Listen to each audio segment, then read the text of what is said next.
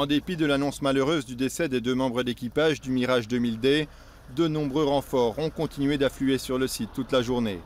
300 hommes au total, dont 150 militaires de l'armée de l'air arrivés sur place en bus tôt dans la matinée.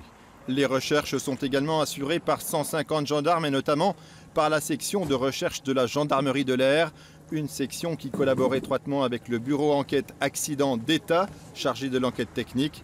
Pour l'aspect judiciaire, c'est autre chose.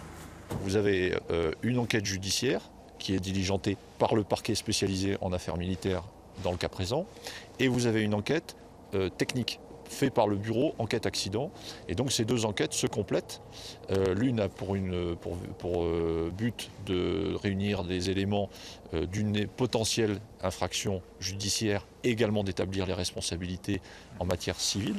Et puis d'autre part, vous avez l'enquête technique pour établir les causes de l'accident et pouvoir faire progresser sur le plan aéronautique en tirant des leçons de cet accident. Pour tenter de définir précisément les circonstances de l'accident, l'Institut de recherche criminelle de la gendarmerie est à l'œuvre. Des spécialistes des analyses post-mortem, médecins légistes, dentistes ou encore des experts en modélisation du terrain. Grâce à ces sphères blanches qui sont en fait des caméras laser, ils numérisent la zone de crash afin de la restituer le plus fidèlement possible au parquet de Metz chargé du dossier. Les recherches vont durer plusieurs jours, voire plusieurs semaines. Les débris d'avion vont être placés sous scellés et vraisemblablement utilisés par la suite pour tenter une reconstruction de l'avion qui aiderait à définir les causes du crash. En attendant, la zone est désormais considérée comme une zone militaire à part entière, interdite à toute personne non autorisée.